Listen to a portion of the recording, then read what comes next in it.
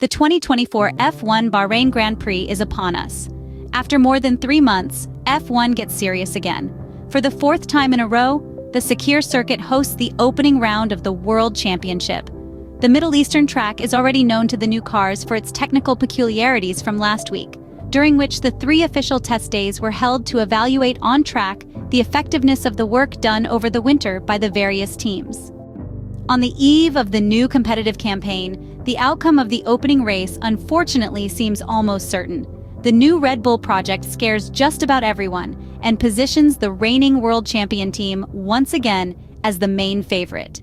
The RB20 number 1, driven by an insatiable Max Verstappen, has reasserted its dominance in tire management during the tests. Behind the Austrian team, we find a much more solid and consistent Ferrari SF24 than a few months ago.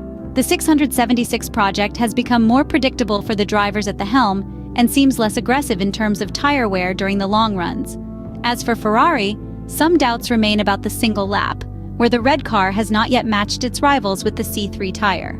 The Bahrain International Circuit stretches over a total length of 5,412 m and consists of 15 turns, 9 right and 6 left. For this occasion, the race, which as mentioned will be held on Saturday, will cover 57 laps for a total of 308.238 kilometers. That, as we can deduce from last week's high fuel simulations, will most likely be completed with 3 stops. Pirelli brings to the track the hardest compound range available, C1, C2, and C3. The goal is to provide the teams with tires capable of withstanding abrasive asphalt, lateral forces, traction, and high temperatures, elements that characterize the Bahrain race weekend. There are 3 sectors where the use of DRS is allowed, and the braking points of turn 1 and 4 are clear opportunities for overtaking. With the help of telemetry, we delve into the details of the first section of the track. At the lights out, the poleman will have to cover a distance of about 450 m before reaching the first braking point. The slipstream and the width of the track can be of great help to those who qualify further back, as this context can be exploited to gain positions heading into turn 1. In a flying lap, on the other hand, drivers pass the finish line with the DRS system already activated at a speed of about 300 km/h towards the first variant.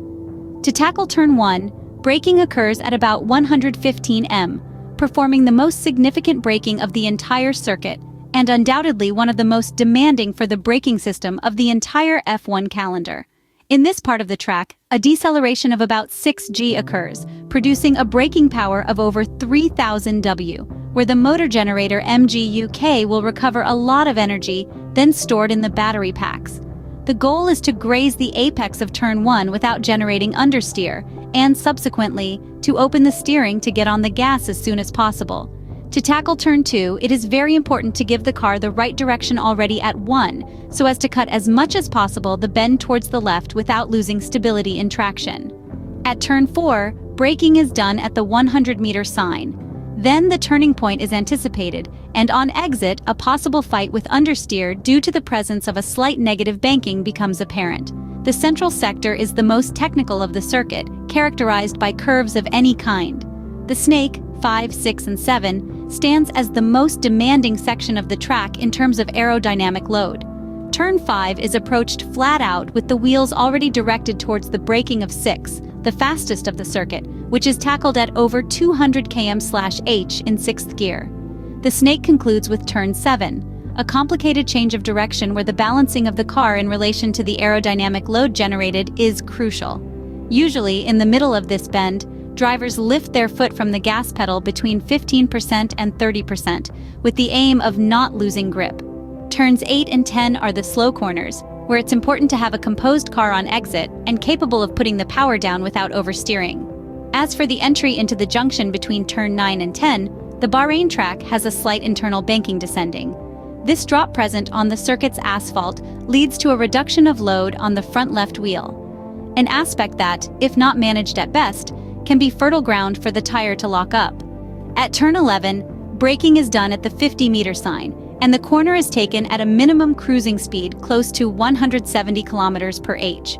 The aim is to anticipate the turning point as much as possible on entry, and automatically try to exploit the width of the track on exit, managing a front end with a tendency to understeer. From this moment until the approach to 13, a completely supported section of about 500 m begins, which is tackled with the gas wide open in qualifying. First towards the left and then to the right with high values of lateral force. This phase leads to a significant increase in the energy input into the tires, which in turn tend to move out of the ideal usage window, causing instability in the last sector.